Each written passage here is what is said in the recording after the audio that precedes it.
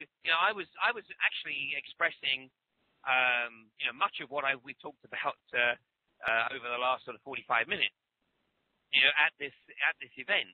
And I was the only person who broached the subject of Zionism. And I made the observation. I said, what's happening in the US is the complete shutdown of intellectual and curiosity regarding this issue. And, and it's actually very similar in the UK. But one of the points I should mention is that last October, a group of Jewish people from the British Jewish community took full-page advertisement in all the quality papers in the UK, and many of them put their names to it, and they basically stated that they were fed up of being tagged as self-hating Jews by the representatives of the Zionist Israeli government. Now, this is the Jewish community making these observations.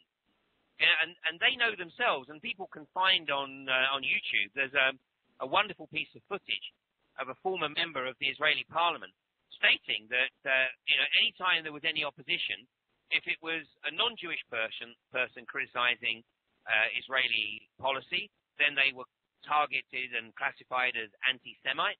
And if they were Jewish, they were tagged as self-hating Jews. And the, full force of the propaganda machine was brought to bear. So this is why it's very, very difficult to challenge them. But, hey, look at what's happening in the UK, because the Miliband are self-professed Zionists. And we are looking at a situation in the UK where there is a very strong possibility that one of the Miliband, and obviously David is probably the front runner, but whether it's David or it's Ed, these guys are self-professed Zionists. So, there's a very distinct possibility that we will have Zionist leadership of the Labour Party in the very near future. Wow. Scary thoughts. While you're on that subject, what's your thoughts on the London 2012 Olympics? Has that got anything to do with the Zionist agenda, or are they just It most definitely has. And no, I've actually been talking on this subject for a number of years now. And in fact, I have a set of DVDs which are available. They're called Project Zion. And if anybody wants to see the significance between the 2012 Olympics and the Zionist agenda, you only actually have to look at the logo, because incorporated into the logo is the word Zion. And I spell this out. Now, I recorded the first part of this presentation, Project Zion, in 2006. And the 3 DVDs that this Project Zion set consists of were recorded in 2006, 2007, and 2008, respectively. And here I am in 2010, and I am even more convinced that I'm not suggesting for one moment that I'm 100% right, but I am absolutely convinced that I am onto something.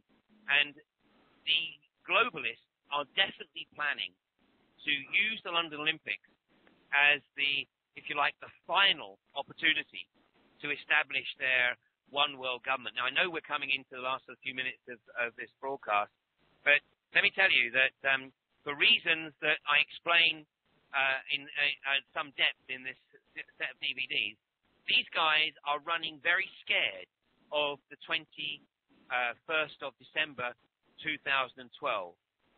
And they absolutely want to be in control of the global military by that time.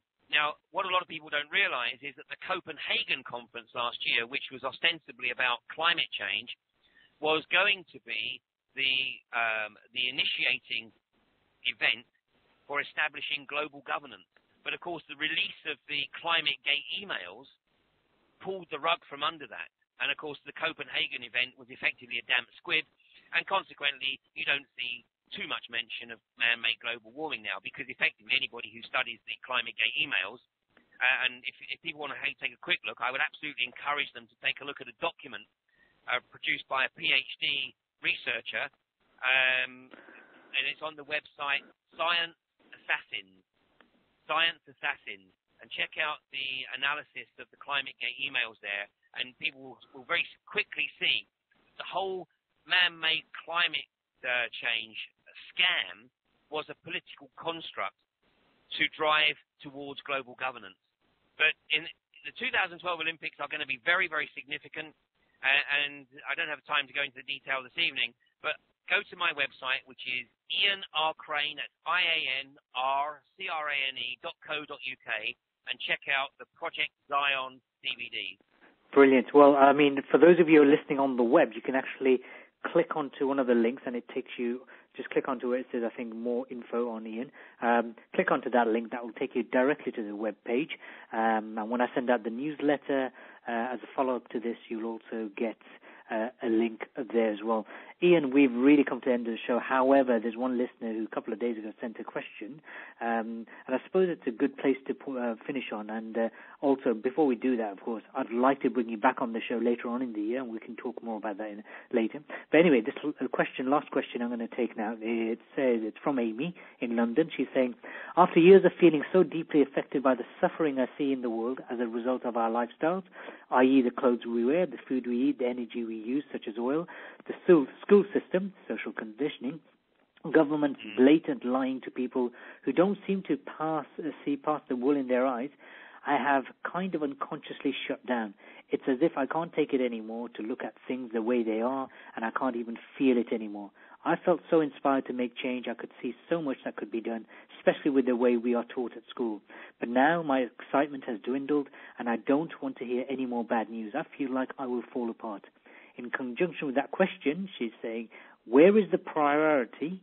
Do we all run away to Hawaii and live a life in paradise, or do we stay where the change is needed most and help the communities we grew up in?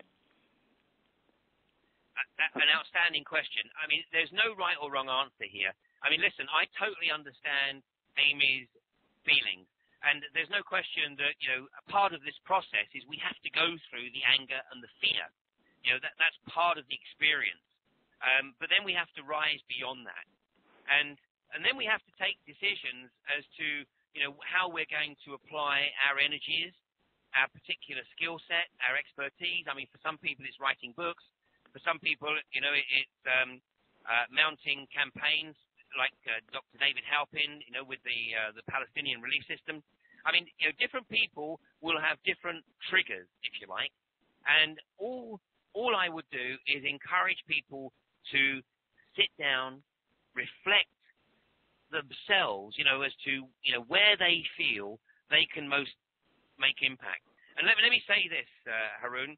I would simply make the observation that if every individual who perceives that, you know, they're waking up to this reality, if they just sow seeds with one or two other people, they will have already made a tremendous contribution, you know, to the process here.